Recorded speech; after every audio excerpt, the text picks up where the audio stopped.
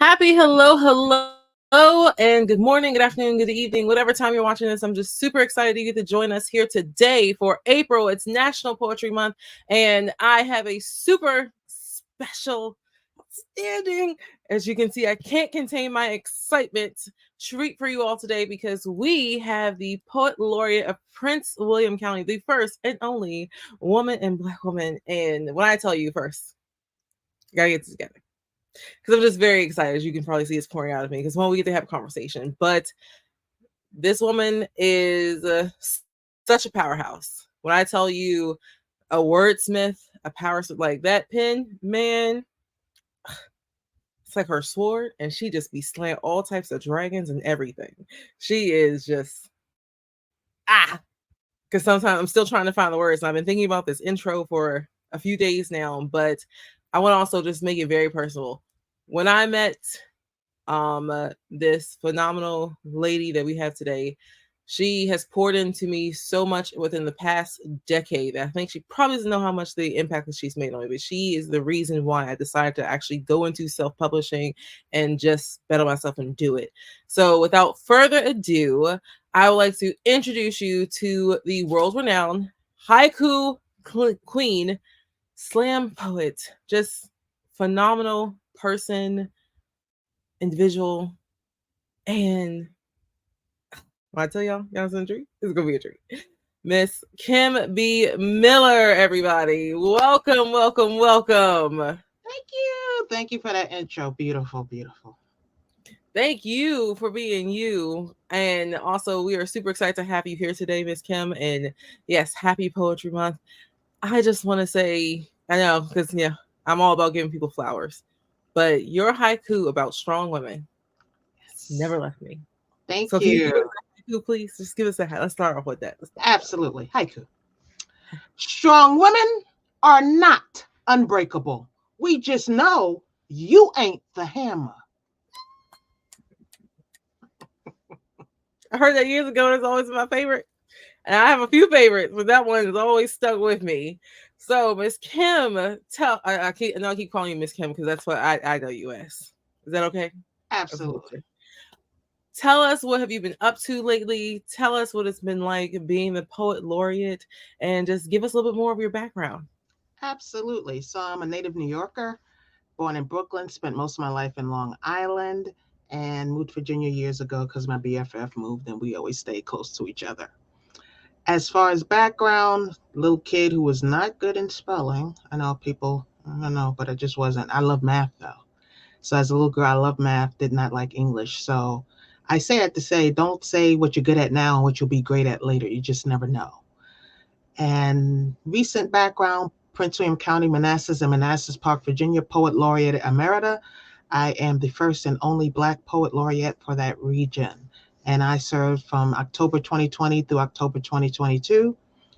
And the thing I love about being Poet Laureate was the ability to go and speak to students, the young and the young at heart, and to let them know that poetry has blossomed and poetry is not what they think it is, and that poetry is for everybody. And when you're in school, and think back when I was in school, you know how you get that finite idea. You got to be the cute one. You get to be the cheerleader. You got to be the this one to be that. And when I tell them poetry has nothing to do with any of that, it's all about your words. You could be the cutest thing in this room, but if you can't drop some words, we don't want to hear it.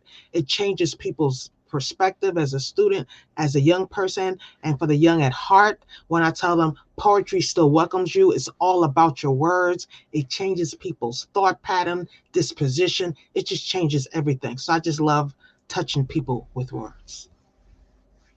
Thank you for that. Yeah. When I say always touching people with words, that is something every time I see you, you are doing because I'm just always like, yeah, yes, Miss Kim. Yeah. There was something also too that once stood out to me where you spoke about it. I can't remember if it was a haiku or it was when I was listening to you just in another one of your poems. But Mhm. we have this phrase in society now called Black girl magic, and you said you never wanted to say that Black girls were magic. Can you tell me why? Yes. So I had a whole poem about it. I was thinking about why that slogan term, and I get the original connotation. Original connotation was for us to consider how beautiful and fantastic we were. But I noticed some people were taking it as a dismissal of how easy the things we are doing is. And that's when I was like, oh, no, no, no, no. We work hard, normally twice as hard, three times as hard on a single project. And what I can't have you doing is dismissing it and coming into a project or an event where someone has spent hours worth of work and going, Black girl magic, when I bust my behind from can't see to can't see. Ain't nothing magical about the amount of work I put into this event, this program, or this paper, poem, project that I worked on. It's not magical. So I kind of got sick of people equating it with just being, look, poof, it's done. It's not poof, it's done. We got plan A, plan B, plan C, and some of us plan D. Amen to that. Yes. Because even when you said this event, the amount of events that I've done, because being in hospitality for 15 years and still running businesses at the same time, um, I mean, I think because I'm a big Disney fan, as you probably can see by me. I think it's magic, but I knew it just wasn't magic. It was a lot of determination, a lot of sweat, a lot of sacrifice, just a lot of hard work that goes into that to make those things happen, to make this happen. So I appreciate you even bringing that to light. There's something that you also said earlier about poetry and words are for everybody. Within this, because I met you in the DMV scene, poetry scene, and you are one of the very few poets I saw, because I want to say it's about been also at least 11, 12 years ago when I first saw you perform with your notebook and your book, and you still did it, absolutely killed it, and you did it phenomenally. And there's the stigma around performing that you have to have everything memorized. You have to be like on your P's and Q's. It has to be perfect, even if you're just going to your very first open mic. What is your process like, and why did you decide to read from your notebook? Well, one, I was comfortable reading from my notebook and I didn't have a lot of stuff memorized. And I tell people all the time, especially poets versus spoken word poets and all that, it doesn't matter if you read it or not. It matters if you're saying it with the right connotation, with the right spirit, with the right love in your voice or the right hate, depending on what the poem is about. People need to stop being the poetry police, telling people that they have to memorize to be heard, to be dope, to be in the right rhythm, to get. No, you have to practice it to have those abilities. Having it memorized, there's people who have it memorized who still don't have that ability. So the memorization does not create the ability. You memorizing it and not having any style behind it does not make it any more caring, any more daring, any more dope than someone who just picked up a book and read it. It's about letting people poet the way they need to poet. Some people have strict memory issues. They can't memorize a poem. Some people have anxiety issues.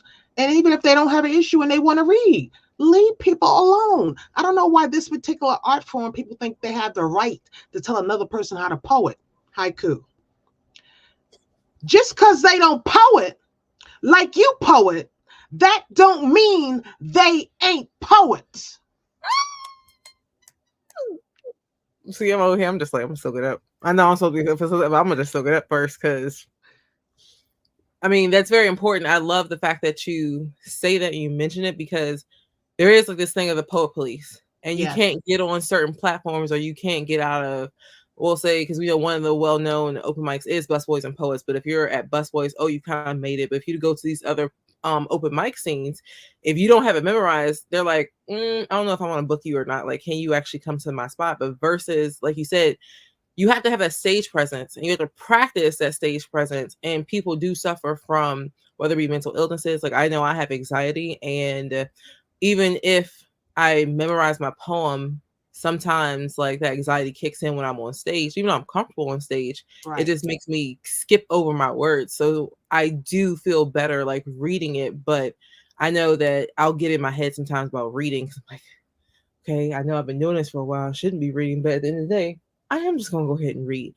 But one thing I love about you said is the confidence, even if you're practicing. Tell me what your, whether it been a life story where it was a pivotal moment where you just decide, I'm just going to do me and be me and let it be, and that's it.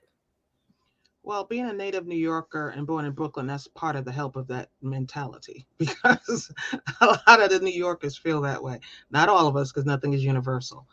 But when you're born in red, as I call it, born in red, yes, I said that, not bread. Born in red. You can include bread if you want. But born in red in New York, and you surrounded yourself by people who are believers in themselves, you start to believe it too. And I became that sort of person kind of young in life. And poetry can get you off of your premise of who you are, because you start saying, well, if this person says I should memorize, and this person says I shouldn't do this, and this person says haiku, what? And this person says this, maybe I shouldn't be doing it. No, maybe you should be doing it. Who gets to define you but you? When you give that permission to someone else, you've given them too much power over you. So don't blame them for their perception of who you should be when you gave them the power to define who you are and should be. That part. See, I just have to sometimes just sit, because you're just so powerful, and I'll even take. I don't know whether it's been like moments within the past few months, because I had lost my grandmother in January, but my grandmother was also too from New York, and she was from the Bronx, and there are moments where she's just like, "You don't stop and just go and just do it," where she would say it. I felt like that was. I'm like, I'm not gonna say it's just a New York thing, but maybe that was, maybe it was a little bit, and it did help like build that thick skin. I appreciate that. Thank you. You have quite the resume, Thank you. and we're definitely going to drop your website within the description because it is a lot to get into. But one of the things that you are most famous for are your haikus. And oh yes, it was your class. I just remember it was your class I took online where you were the first person to teach me how to do haikus, like actually write haikus. I'm like, I can't write those. Like that seems very short. Like I don't know about that. But you're the first person who taught me how to write those. And when did you start writing haikus? Well, it's a funny story because Butterfly Free, Key, as I call her, I saw her at an open mic and she did haiku. That was the first time years ago. First time I heard haiku, I'm like, haiku? What is that? I never heard of haiku. So I went home and looked it up, which we all should do, by the way. Okay. Yeah. I'm gonna let you tell the rules. Because as the queen, you have to, bestow the rules upon us. Tell us like what the haiku is, because I also know you have like, is it chemisms, right? Yes. Yes, So I have you have all those, yes. and the sinrus, Uh-huh. yes. So just tell us, for those who probably are listening and don't know what the haikus are, and even though you dropped like a few already, but they like, school the children, honey, school the children. All right. So info. And you can find all the stuff online, which is where I researched it. So a traditional haiku, first let me back up. There's more than one haiku. I'm talking about the most favorite kind, if you want to call it that, the 575 or the 17 syllable haiku. So 5 syllables on the first line, 7 syllables on the second line, and 5 syllables on the last line. Now, traditional one, these are beautiful Japanese poetry. Traditional Japanese haiku are only on nature. They have a very strict way you have to write them. Japanese language is based on moras. Our English is based on syllables. So a mora does not exactly equal a syllable, but it's the closest thing that we could come up with. Now, I'm saying we who speak English. This is way before me, so I didn't make this translation. So when you go to, say, a traditional haiku contest, they may say that's not equal because a mora will never equal a syllable. So a little background knowledge. So traditional haiku did not rhyme. There was no rhyming in haiku. And haiku is both singular and plural, by the way. So now there's also another one called a senryu, and those are 17 syllables, but those could be on any subject. Typically in the Japanese poetry form, they were on human follies, but someone way before me decided, hey, let's make them on any subject. So now they can be on any subject, and they're considered non-traditional haiku. Still has to be 17 syllables, not 17 words, but a non-traditional one. can be on any subject now, but traditional ones will ever be where they were traditionally. Can't change tradition, and thank goodness for the beautiful Japanese poetry that is out there. Thank you. Even though I know that, we all could look up that information, no one presents information on the haiku like you, the haiku queen. So I know one of your first actual awards for your haikus was the Southern Fried Chicken, the competition. Tell us about that competition and what was the haiku that actually won you first place? Yeah, Southern Fried is a phenomenal poetry slam. They have individual poet slams, they have group poetry slams, they have nerd slam, and they have haiku slam. So one year in 2019, I said, I'm going to go and try. I don't know what I was thinking. I don't know what I was like, okay, I know I was thinking, I was like, well, let's see how you do against other people. Don't take it too seriously, blah, blah, blah, blah. And it was fascinating. So Southern Fried is one of the largest competitions. It starts in the southern states, ergo the name Southern Fried Slam.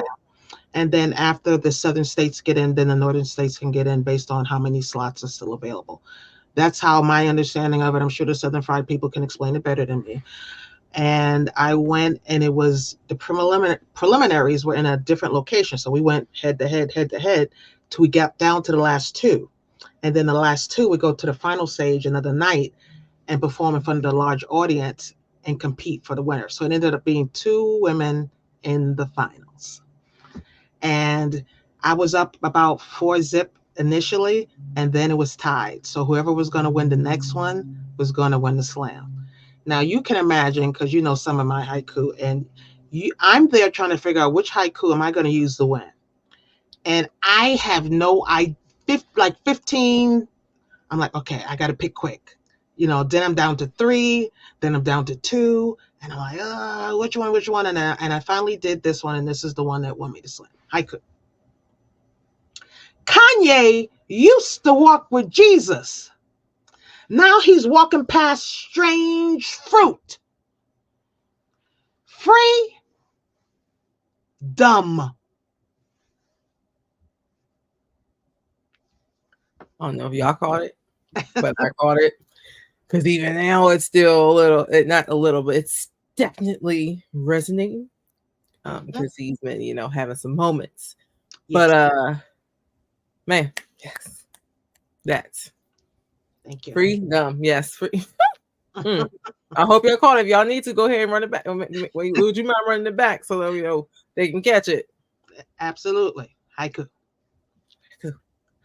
Kanye used to walk with Jesus. Now he's walking past strange fruit. Free, dumb. Ooh, and then one you Southern Fried, as it should have. Do you remember what the other haiku was for your competitor? It was, yes, what is it? Milk.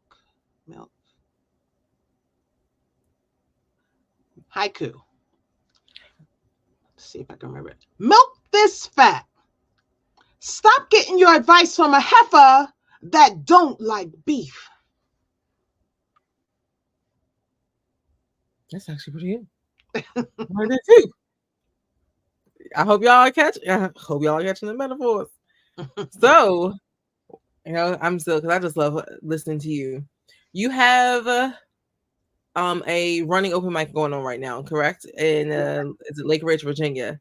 Tell us a little bit about that open mic. Absolutely. It's every third Monday, and it's at Clear Brook Center of the Arts in Lake Ridge, Virginia. And before that, I teach a free public speaking class, and I have about 25 slots available, and it's sold out again for this month. It was sold out last month as well. And right after that, I take like a short, quick break myself, and then we go straight into the open mic. Oh, okay, nice. Well, congratulations on sold out. Yes, we are wishing sold out and bestsellers. Yes. Speaking of bestsellers, you have about 7. Yes, about 7.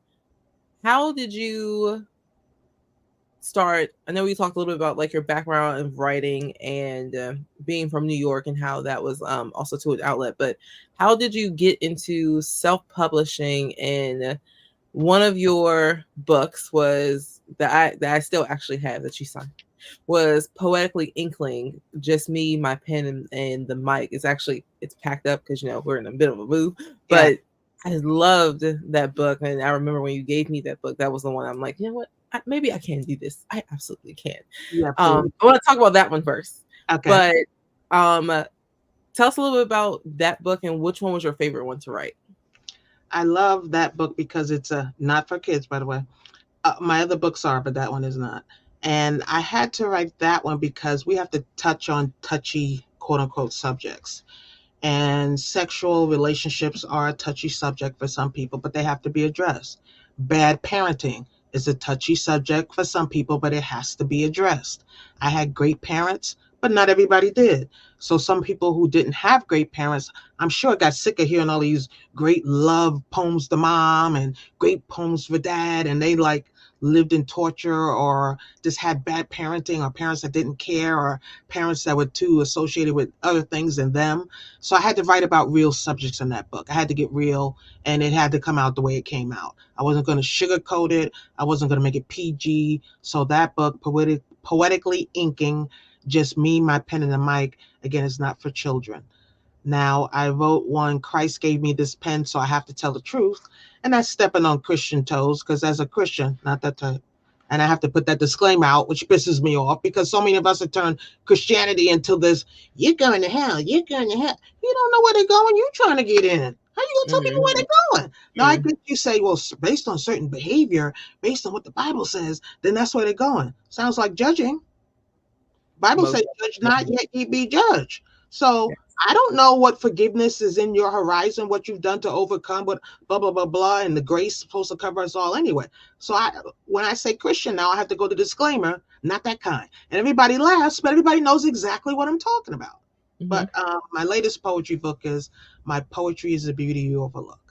And that one has 100 haiku and 10 poems and I think 10 chemisms. And I love, if I had to pick one, it would be probably the latest one because it has so many haiku, and I'm working on another one that's going to be only haiku. But Yes. that one has the most haiku. I think that's why I like that one best.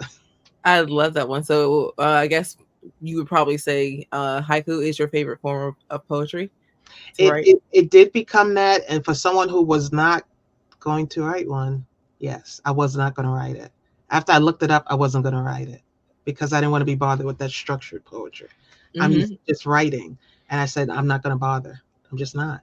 So for a while, I was not going to write haiku.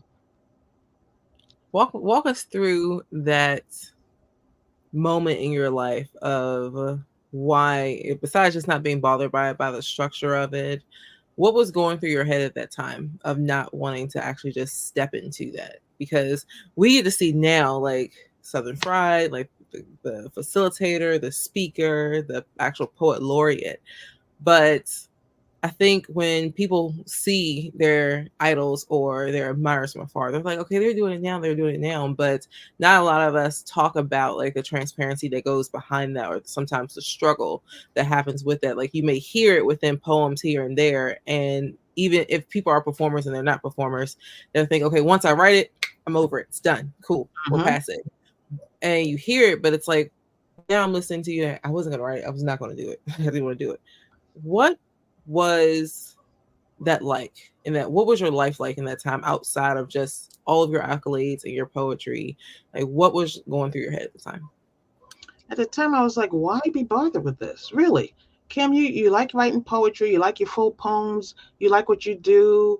What do you need this challenge for? And I was never anti-challenging myself. That part wasn't the problem. Sometimes it was completing the challenge, though. And people look at, oh, you always complete the challenge. No, I don't always complete everything. That would be a lie. But I just felt like, what's the need for this? I'm already writing poetry. Why do I need to write structured poetry? And how are you going to do that in 17 syllables? That's not enough. That's not enough space to write anything of relevance. No, no. And if I was going to do it, I have a mantra in my head, as we all do. My mantra in my head is, if I'm not going to do it great or differently or something that is relevant to me. Now, when I say great, great in my eyes, why am I doing it? And when I first looked at it, I'm like, what's the point? What, I wasn't anti-challenge, but I was like, what is the point of this? And sometimes I get in my own way by trying to conceptualize everything and try to say, well, what's the point of this? Everything may not have a point. Just do it and see where it leads to. You just may not see the vision when you start, but you may see the vision when it ends. And then sometimes you've missed certain things because you were so, well, if I don't see the benefit of this from start to finish, I'm out. But you may be missing stuff some of the stuff is a journey. And some of the stuff you can see through the tunnel and see the end, and some of the stuff you can't. And if you always wait until you can see everything in its entirety, you miss a blessing. You miss something that you should be doing. So for me, it was getting out of my own way, which I do on times, and say, what do I need this for? And maybe it wasn't something I needed to do. Maybe it's something someone else needed. I have a saying, sometimes you fall to show someone else how to get up. I love that. The fact even that you said that you have to fall so that way someone else can get up, which is even more. I've been talking about that lately and reflecting on it with therapy and prayer, because the two have to go together. You can't have one. For me, you can't have one without the other. For healing. And even as a Christian myself, sometimes that when you try to even bring up that in that said conversation, it gets very eerie with people, because they're like, you just pray about it or you worry less, don't know where. I'm like, it doesn't work that way over here. Right. And that's not how I hear the Lord. The Lord talks to me different ways. He may talk to you a different way. But for me, it had to come from when you said I had to fall to get up. Like, even the space in my life now, it had to take God to literally, me being injured and be in a space where I had to really address what was going on with myself, because I wasn't taking care of myself. And for not taking care of myself for so long and self-sacrificing, I ended up not listening to him or hearing him properly. And it's been a struggle to admit that sometimes I have been the problem because I didn't have those boundaries in place when he's given me all the signs I should have. And that comes not only just through prayer, but through therapy. Absolutely. Which is when you said, I have to write the truth, and sometimes it steps on toes. I mean, everything's up to interpretation, and we are entitled to our own opinions and experiences. And I think it's very important to share in a space where you don't feel hindered or afraid of someone else's reaction just because of what you believe in. Yes. And go ahead. Yeah, I agree with you, because we get so stuck in our ways, and we just like, your self-sacrifice is not necessary to your progress. And if you're making it, I wrote something, if you're not eating, I can't remember what the exact chemism, but basically said, if you're not eating, not taking care of yourself, and not sleeping, that's not hustling. That's killing yourself. So knowing the distinction or the phrases we get comfortable with and start using it to justify how negatively we treat ourselves, and sometimes how we treat others, we get to start calling ourselves out on ourselves.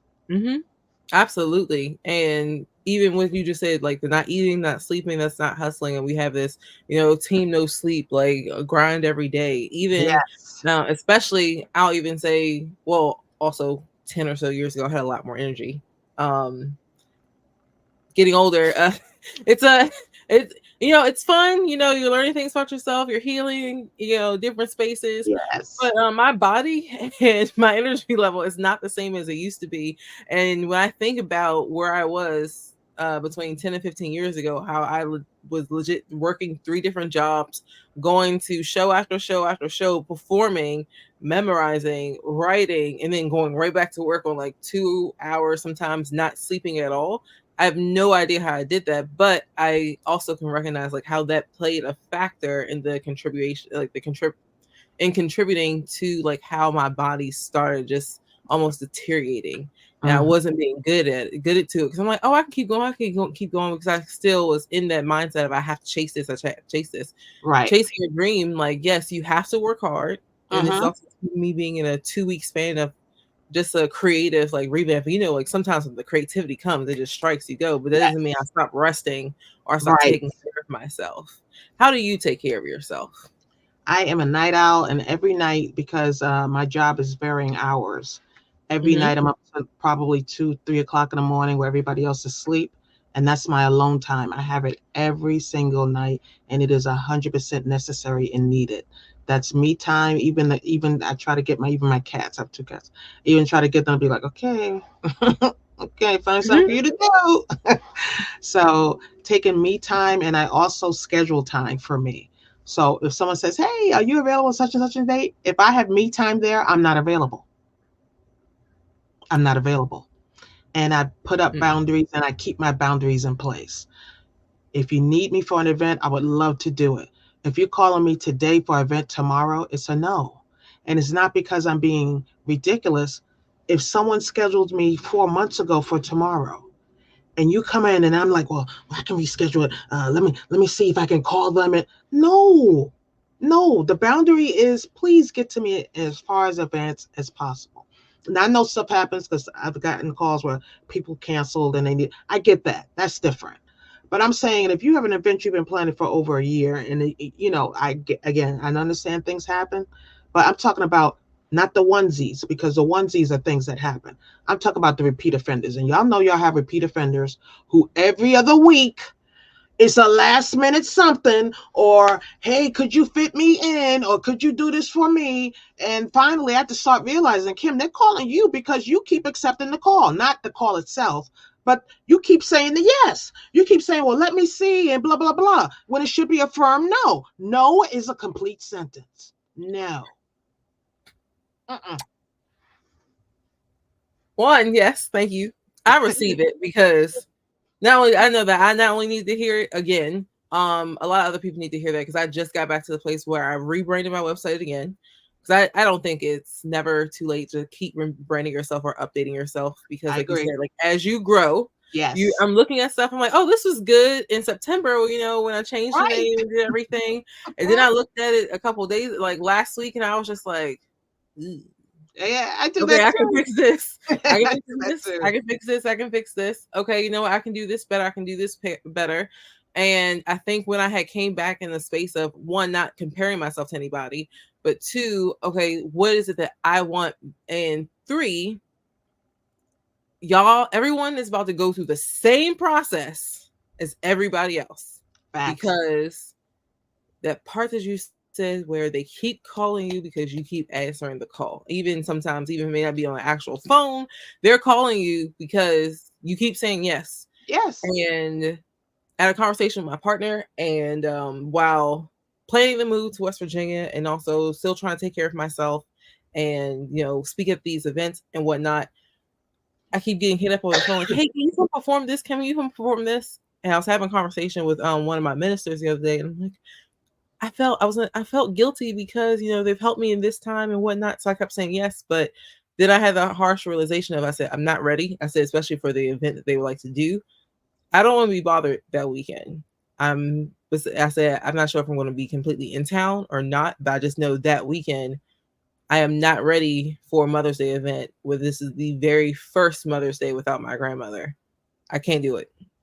Even and I'm like after I said it, I didn't realize I had texted her. I was like, "Hey, I'll record something. Let me know if that works." I'm like, I even had to. I went back and told her I was like, "Hey, I just can't do it." And she had poured back into me. You have your booking. I'm looking at your website, right? I said, "Yeah, there's a booking form on here, right? Yeah. Why don't they use your booking form?" So that's a good point. That's a very good point. Yes. Um, that's a very good point. I'm already paying for the feature. Right. That's a very good point. And it was one of those moments of, when you're pouring into someone pours back into you, and it was like a check moment of you're doing everything that you said you're doing, but you also need to start putting those boundaries back in place, and this is going to help you. If you're telling yourself no is a complete sentence because it is, because your health and your mental space matters, that's it. And it's okay to say no. Because I know that I think we confuse exposure with progress. Whew, that's a word. Whew, yes. And I think I'll definitely say March was great. I loved, going out to schools, and I was getting practice, and I was getting and speaking. And I'm like, okay, I can work on these, this, and this. And I was like LeBron, watching my tape back, looking at what I needed to fix. And okay, I can add that there. I can say this there. But once I had an allergic reaction, and once I got like my body shut down again, I started feeling pains I haven't felt in months. I was like, hold up. Mm-hmm. This is still great, to go and to share the message, but like I haven't had this type of pain in months. I gotta slow it down. And I'm really in my head, I'm like, I'm really confusing like me just going out and going out with making actual progress when right now it's just exposure. No, we gotta stop. Yep. Say a hard no. Tell me about your thoughts on that. Yeah, I definitely agree with that, especially as artists, and especially for those of you who don't know what exposure is. It's something poets get a lot, because I tell people poetry and poets are the last horse over the fence. And what I mean by that is, you have an event, you get the space, you pay for that.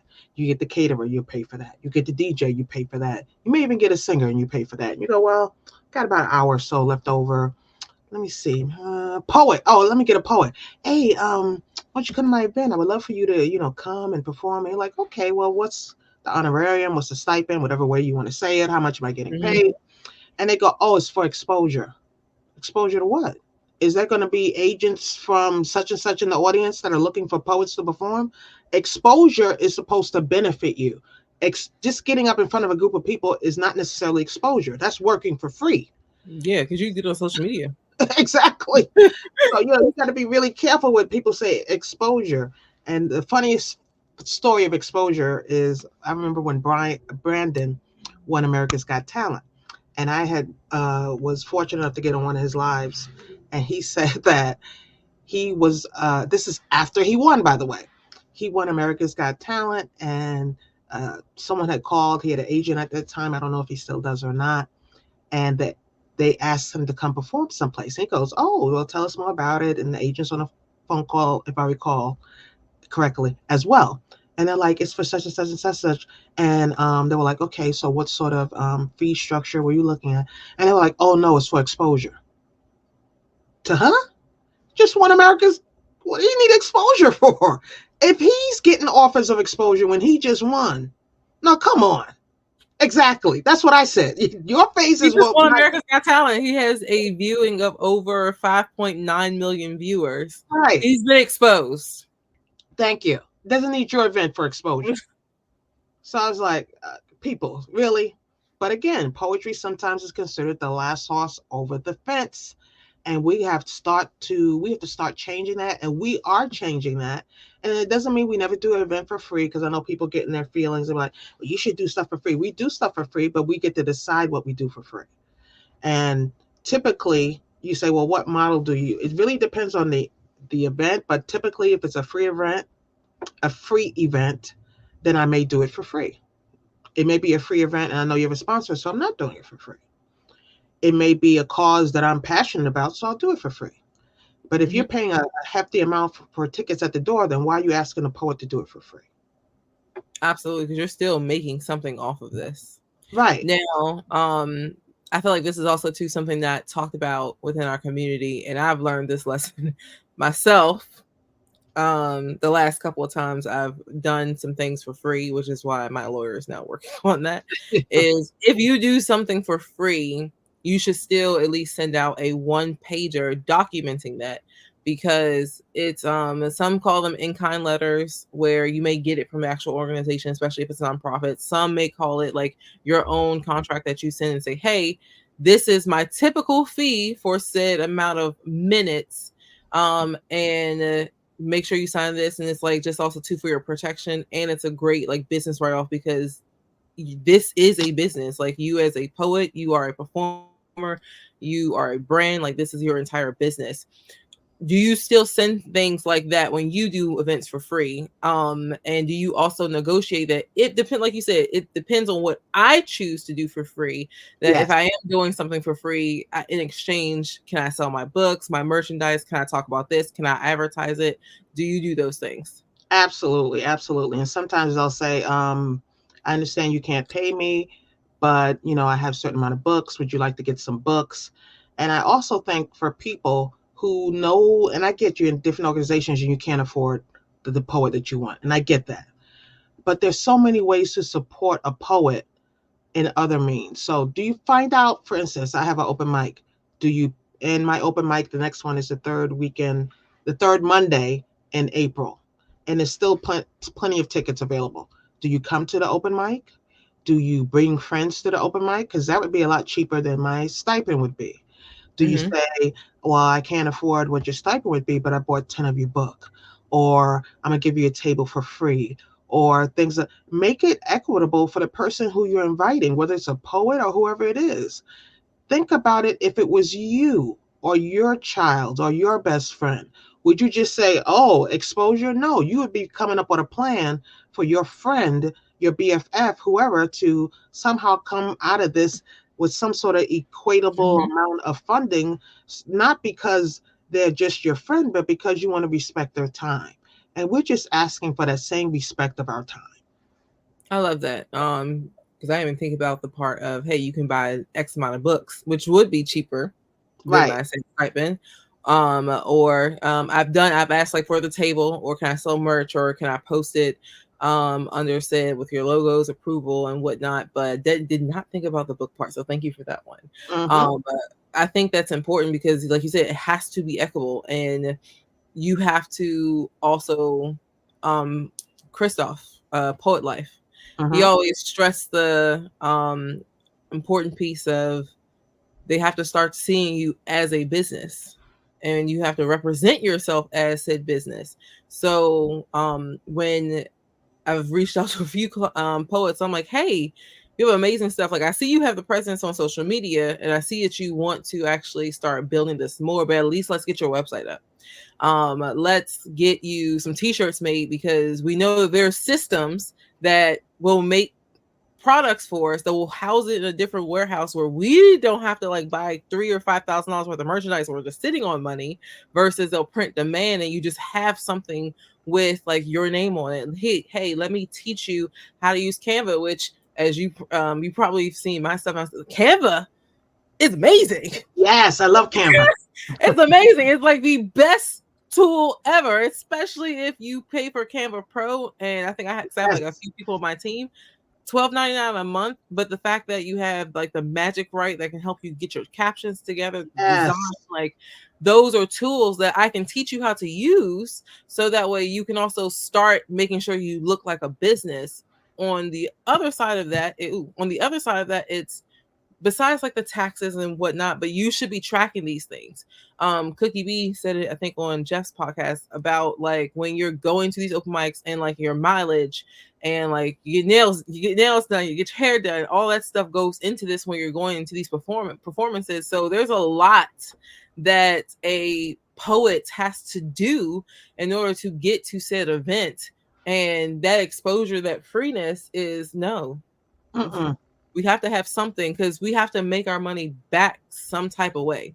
Absolutely. And the business of poetry, for those of you who, okay, I just want a poet, that's fine. But like what you're talking about, to get, deep into exactly what you just said, if you're getting into the business of poetry. Now, if you don't want that part, I get it. Because there's some Mhm. poets who said, that's not me. I get it. But those of us who are saying, which we both have heard, I'm about my business, I'm about my paper, and then you talk to them about basics and they're not about that business and they're not about that paper. There's certain, I have just pet peeves of mine. It's okay. It's a safe space. It's It's a like, safe space. come on, people, get about the business part. And if you're not about that, Mhm. that's fine. But the ones who, crying the most are sometimes the ones who have the least bit of business sense. Like you said, Mhm. Canva. I use Canva. I use Be Funky also, befunky.com. Mhm. There's so many tools out there. And I get that you may not be able to afford a website and such, but websites are a lot more affordable than people think. Yes, they are. Yes, they are. And there are some that, because I've tried a few different ones, but the Yes. one that I have now, I was afraid of it at first because I'm like, okay, this looks very technical. But it also takes the time of, and I get some people just, they're, know your strengths. Right. Everyone has their strengths. Right. Me, I am the type of person, like, outside of anything else that I do, I like learning. I like knowledge. Like, you always have to be evolving. There's always something to learn. And I have been in positions, whether I have been in hospitality or within performing or within technical things, where I had to depend on other people want to fix something, and I've Yes. may needed it now. But my emergency or what I may need now may not be their equivalent of emergency. Uh-huh. So I've learned how to do things on my own and how to build it a way where it's still efficient for me, who's, not as tech savvy as some of these young kids out here. I mean, I'm not saying young kids because it's just like some things I'm learning something every day. My 5-year-old nephew teaches me. I'm like, how'd you do that on my iPhone? How'd you do that on the phone? I've been trying to figure this out for 4 months, and you literally just did it in 5 seconds. Yeah, it's up here. Just do that. Just do it. I'll tell you, it's fine. I'm like, okay, but Uh-huh. it's in a way where it can be user friendly, but you have to take the time to, and the willingness and the just the want to do those things. So when I'm like, okay, I can't graphic design, but when Canva came out and I start playing around with it, I'm like, oh, I can do this. Okay, Yes. I can move it around. There'd be days where I'm like, okay, you know what? Let me step back for a second. Because I even remember when right the poetic inkling, when it came out, and you were talking about like how to build your cover. I took Uh-huh. one of your classes too on self-publishing, and when you showed us that tool in Amazon, I'm like, okay, cool, that's cool. Then I started playing around with it on Amazon. I was like, oh, this is not as user friendly. But when I went to Canva and start playing Uh-huh. around with my cover for, Fine Like Wine, and then my next, 2 books that we're working on, I'm like, it also just feels fulfilling because it's really your stamp on it. And Yes. you really put that hard work in there, but you have to have that want. Yes. And like you said, you have to have the skill set. So if that's not your skill set and you've tried, we get it. Hmm. Because, that's part of the business model too. Yeah. You have to decide the yes and the no's. You've tried Hmm. it month after month, week after week, and that's not your wheelhouse. Totally get it. Then you may have to hire somebody for that. But Hmm. you want several streams of income to be coming to you where it's helpful. And a website is crucial in that several streams of income. And Hmm. plus, DM is not a business model. Let me say that again. DMs are not a business model. No, they're not. So I can only make money if I DM you. So what happens if you're not available and you're not up or you're sleeping or you're out? Plus, whenever someone tells me, I say, "Oh, yeah, such and such. What? Well, where do I get it?" And you say, "DM me." What? Am I getting a different price? Why can't you put the price in the link right here? Or just put the link right Right. here. Or Right. just the link. Right. Why do I need to DM you for the price? Sometimes I just ask, "Well, DM me." Well, why? So again, you make people a little. For me, I'll speak for me. It makes me suspect that I'm not getting the same price as someone else, and I'm It's like, well, sketchy. yeah, it gets so you want your business because you say you want a business and business is work. And I get it that you may not have the skill set and all that and blah, blah, blah, and the background to be in business and blah. And I get that. And poetry is definitely blossomed in a certain way. And there's stores out there. I'm on Shopify. I have a huge online store that does print on demand. I mean, I have playing cards, I have mouse pads, I have puzzles, I have posters, I have t-shirts. I mean, I have a lot of products out there with my haiku and different poetic sayings on it. And that takes time because you have to know what the pixel count is and how do you do that Mhm. pixel count and blah, blah, blah. And how do you do what's a PNG versus a JPEG? And why Yep. is there a shadow in my picture? Because you have a JPEG and not a PNG. But not all Mhm. PNGs have a background that is not visible. So that's a whole nother skill set. And so Mhm.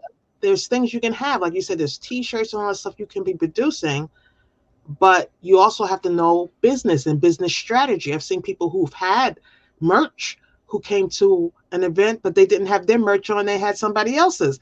I'm like, you got to know what business is, because I'm not going to, Yeah. if I go to an event and this shirt, it's a shirt I bought anywhere, but I'm not wearing someone else's t-shirt and slogan to an event when I have t-shirts and slogans that I sell. Absolutely. It's about promoting yourself and promoting your brand. Like we've been stressing that, I want to say, especially for the past at least 3 years. And Backpack Jeff, he stressed it too. Like when he got his merch together, especially his last one for Christmas, he had like the backpack bear, the black Santa, the Santa. And I'm like, yes, when you go to these places, especially when you're a poet and you have merch, wear your stuff. Wear like what makes you comfortable. Thank you. Because and even if you don't have like a whole skill like brand kit or brand colors, but there's a color that's a signature color for you, wear that color so it can be start associating with you, and then wear your t-shirt underneath it, like so when people still see it, and then when they see you have it on and they're like, oh, I like that, where can I get that? Here's the link right there, it's already up.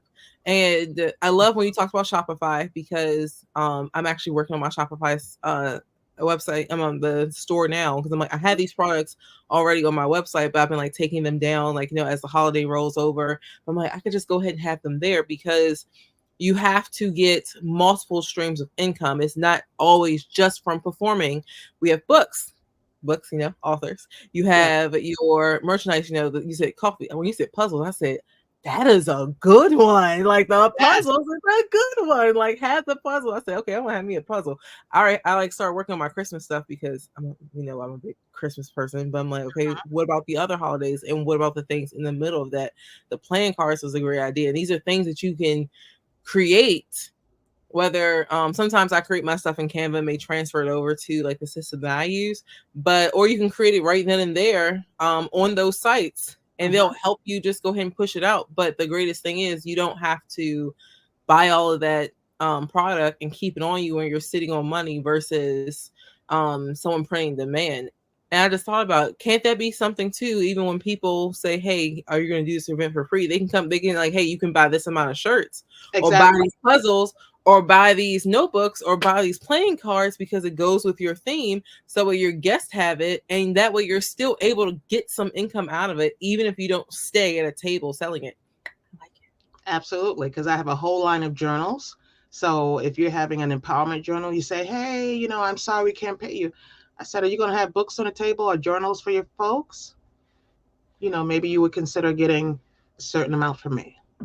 So have products with different themes, with different color lines, with different thoughts, and get your stuff out there, and explain to them. Because Shopify, the good thing about Shopify is you can sell your own stuff. So once you buy get a Shopify store, it's for you to sell your stuff directly, and it's for you to find other people. Like my print on demand store mainly is from Tea Launch, because I found that I like them. I like their style.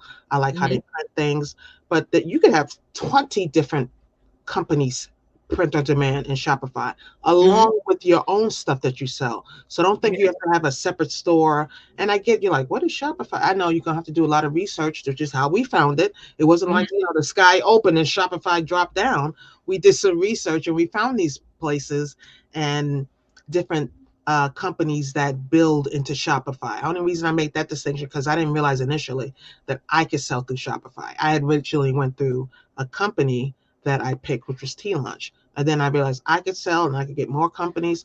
So there is an endless amount. And then, of course, once you do pick a company, you're going to test them and check and see, not necessarily their score, rating, because ratings, unfortunately, can be manipulated because the way people do things. You can start there, but it's not an end all.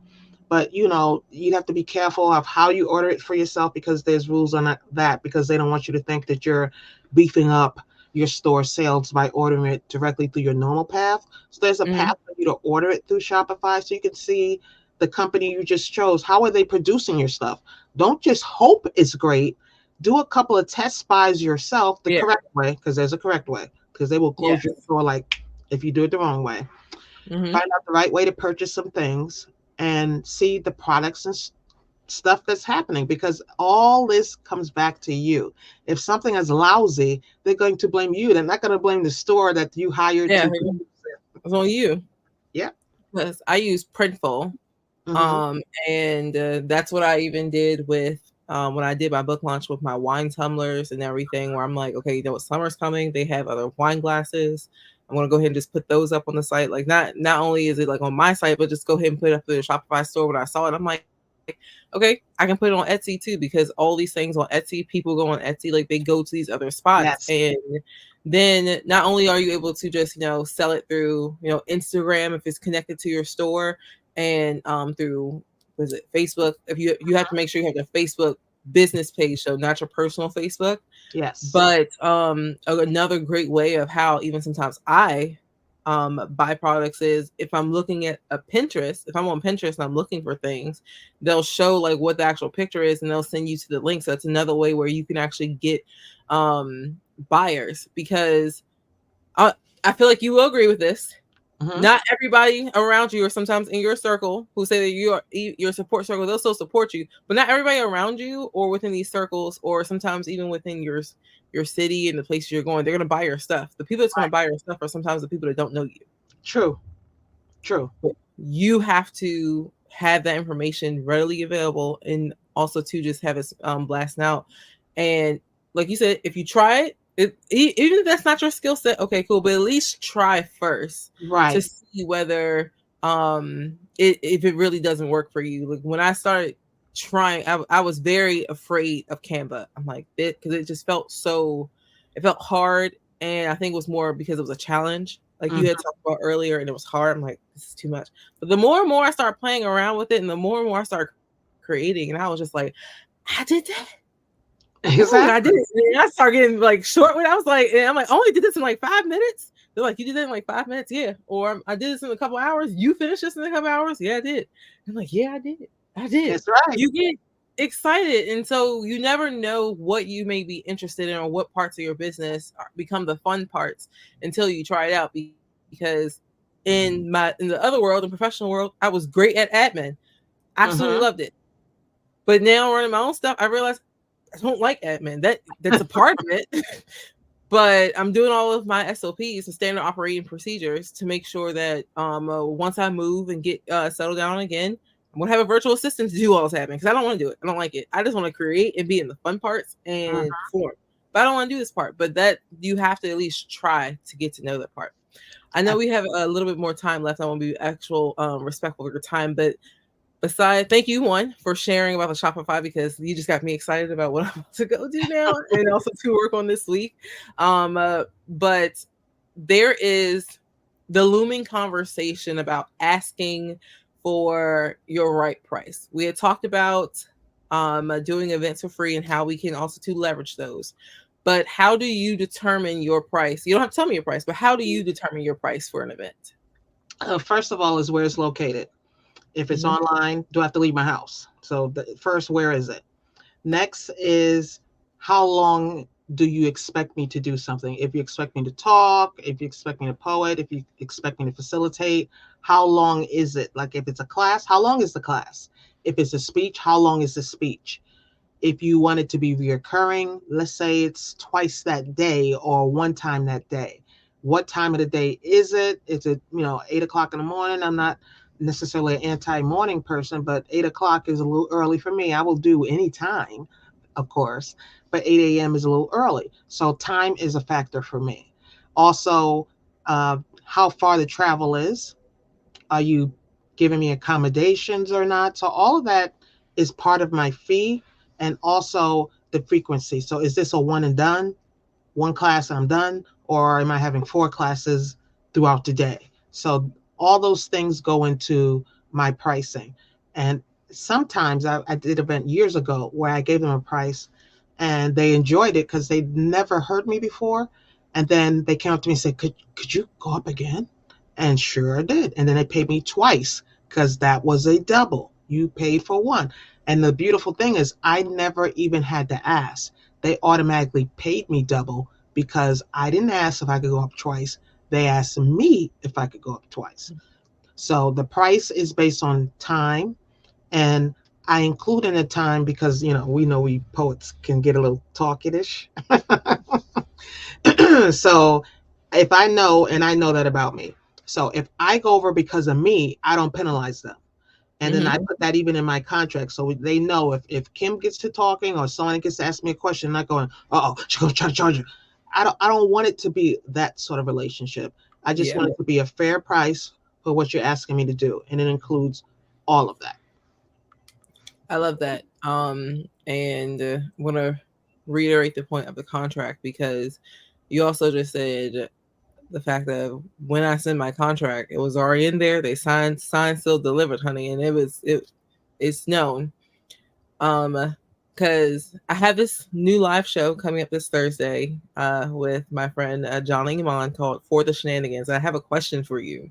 Okay. Um, if say you are at an event, you are the host, and I'm not going to use me, but you booked Pinky, who's a Okay. poet. Okay. Pinky never sent me no contract, but we agreed on said price. It was at least in writing still of what Okay. the price was going to be. We got to said event. Pinky wasn't very pleased with, I guess, the amount of the crowd that was there and what the atmosphere was like, and starts talking about the money, what they were going to be paid, what we agreed upon in said email during the event, where other performers and other guests and whatnot can hear them. Are you for that type of shenanigan? I am not. I am not. Can you tell me why? I am a business person. You can disagree with me 1000%. No one's going to like Kim. Nobody's going to agree with me. I'm for that. And that's the part of the world that I live in. I am not one of those people who are above anybody disagreeing with me, thinking what I think is crazy, just not liking me in general. I'm good with all that. But respect is something that is respectful. You can disagree. Hey, I'd like to talk to you after the event outside. Do you mind if we have a little time? I think there's some things that I'm not happy with. Absolutely. Let's step outside. Let's have that talk. But you screaming at me or trying to embarrass me, embarrassment is one of my triggers. So that attempt will never be successful. So what's going to happen is we're going to change this conversation to one of, I respect you and I need for you to come back at me with respect. I can't guarantee a certain thing in the room, but I guarantee you I will pay you whatever I said I was going to pay you because I'm a woman of my word. If I said you was going to get paid today, you better believe if so and so didn't give me the money and blah blah blah, I'm going to take the money out of my account because if I said I'm going to pay you today, today is the day you are going to get paid. So when I have that level of respect for you, I need for that respect to be reciprocated. If you're not that sort of person, I get it because people are who they are. And if you start screaming and blah blah blah, this conversation is going to be over until you can come back to me with the level of respect that I always have shown you. When you get yourself calmed down, I'm happy to have this conversation again. But right now, I can see you not there yet. So come back to me. I'm here for you. I'll discuss it with you. I'm happy to go into detail with you. I will never guarantee you a certain amount of crowd. I can try for the atmosphere as the host. I'll be up there boosting you before your toenail even gets through the threshold. But I can't guarantee that the people in that audience are going to act accordingly to the boost that I'm trying to give you. The money I'm paying you, if there was two people or 2,000, you should give the same performance if there's two Absolutely. or 2,000. So if I'm paying you, well, let's just make a money, a G, and only two people come, your concern should be, dag, okay, the people aren't here. I pay you as soon as you walk through the door if you reputable. If not, I'm gonna wait for you to, not reputable. If Mhm. I know you like that, I pay you as soon as you walk through the door. If I'm not really familiar with you, I'll pay you as soon as your butt starts leaving the stage and you're done. Here's your money because you performed. It Mhm. shouldn't be the end of the night you trying to find me. Here's your money. You Yeah, perform. that we don't do that. Not trying to find me. Right. You don't have to track me Mhm. down. Here's your money. You perform. But at that point, how do you know I didn't sell the tickets and people just didn't come for whatever reason? That happens a lot too. People will buy tickets and not show. Things happen. Life be lifing. And To me, be more concerned with doing the best you can be. You don't know if that one person sitting over there got another show coming up in 2 weeks and said, dang, that person was dope. Let me go hire them. You just got another job and there was two people in the audience. So what are you complaining about? I get we all like the crowd. We all like the people be sitting there, but perform for the people who are there. I love that, Miss Kim. Thank you, because I'm not for them shenanigans either. And I'll say, within the past couple of years, getting back on the scene, and even with coming out of COVID, I've done a few events where I've seen artists literally right in the room with me, talking about the money or talking about what they did or didn't do. They, as in like the people who booked them, what was promised, what we talked about, what we agreed. And in my head, I'm just like, that is not the time to have said conversation, because I'm also thinking about at the time when it happened. I'm also thinking about where I was, because I still was working hospitality at different hotels who were asking me about like different events and whatnot. Can you bring that? Can you like bring people here? One, besides that hotel just not be a part of their word, I wouldn't bring any of my folks to said situation if said situation wasn't already together. Right. But I'm thinking, okay, if I'm the manager or I'm the host and I put all this work, like we had talked about earlier, all the things that go into putting an event, I'm Yes. still gonna pay you. But besides that, it's just the level of respect, Yes. because and just how you show up as you are your brand, you represent you, all things. You never know who is around listening, and it just Right. looks really really bad. So what should happen, what I believe, is how, and I know that, hey, look, life be life and Yes. we've been to a lot of events where it's gotten a little rocky. Mm-hmm. However, we still focus on the performance, you focus on the audience, because whether, like you said, there's 1,000 people or it's one person in that room, you still perform, because at the end of the day you're concerned about that, but you're still getting paid and Right. you're still getting content. So like just focus on doing what you can, but not focus on in that moment complaining and mouthing about the money, what's going wrong. Make some notes in your phone, Right. send an email, let's have a follow-up meeting. Or if there's something that's completely extraneous and it's like not about the safety of you or the individuals Right. in the room, of course address it then, but do Yes. not do it in the room. If you're No. either a poet, a speaker, workshop, whatever event, because we also know that poetry will unlock other many doors. Like, you don't have to just be a poet, like you can do other things with poetry. But whatever engagement that you have, do not do that in the room. I just Absolutely. wanted to ask someone else, um, who, not who one also does this as like, this is your livelihood, this is your business, but who also runs an event, because I think that's important to share that message of that is just something you don't do. Like, let's have a conversation on the side. Like, let's not do that there. Absolutely. Plus, you're knocking yourself out of other events because the one time I Mhm. was privy to that, I said, and I'm not it's not about revenge for some of you. Like, oh, it sounds like revenge. It's not. It's knowing to keep your boundaries in check. I said I would never hire that individual for any event. I would never recommend them for any event because if this is how you respond, and I recommend people, people think, if I'm recommending you, number one, you're good, but you're coming in a certain way. And Mhm. I can't recommend you because I don't know how you're going to show up.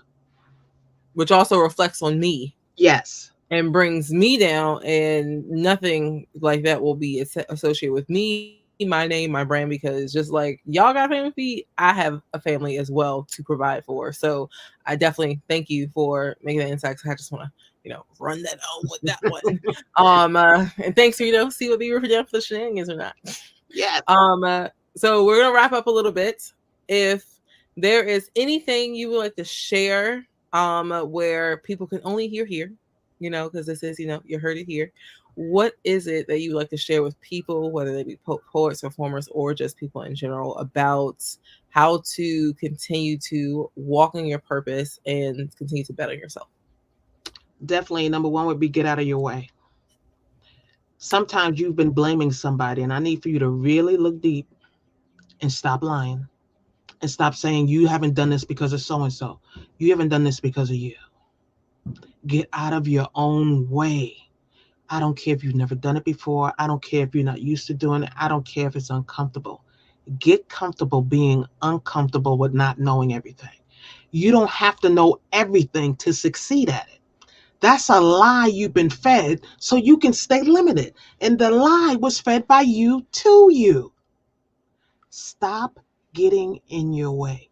Just because it's easy doesn't mean it's not for you. Just because you don't have the education in it doesn't mean it's not for you. Just because it's the first time you've done it doesn't mean it's not for you. What's for you is what you say it is. You are the limit. You are the one who defines it, and you are the one who gets in your own way. They may have put the needle on the record, as they used to say, but you listen to the whole album, you listen to the whole CD, you listen to the whole MP3. So don't blame them for getting you hooked on one note when you listen to everything yourself. And now you're playing it in repeat in your own head. Get out of your way. Get started. You're going to make mistakes. Get started. You're going to fail. Get started. You will succeed if you keep going. If not, you'll find another reason to sit still and do nothing.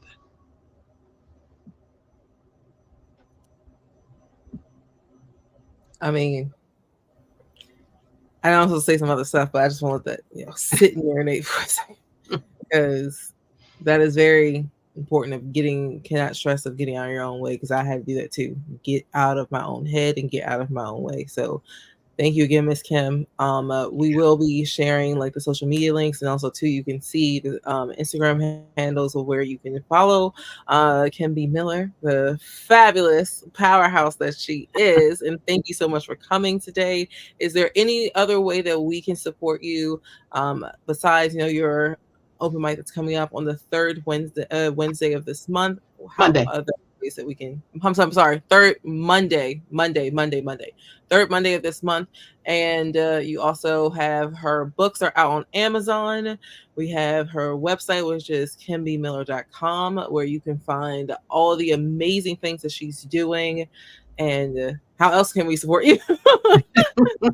Well, I have a big online poetic store that I'm super proud of. Has so many designs I spoke about earlier, as everything from mugs to puzzles to cards to t-shirts to hoodies to mouse pads to you name it. It is there. Journals, so many things, different haiku, different sayings. So that is definitely a great place. I love that. I'm gonna check that out too, because I like words everywhere. I Mhm. love that because it's powerful. Because when you see those things, and even in the moments where you feel your lowest, you can literally look right over at Miss Kim's haiku Yes. and just be uplifted again. So you all have heard it here. Thank you so much, Miss Kim, for joining us today. Whether you are in the morning, afternoon, or evening, whatever time you're watching this, we want to say thank you so much for joining us today. And may you all have a safe and a wonderful week.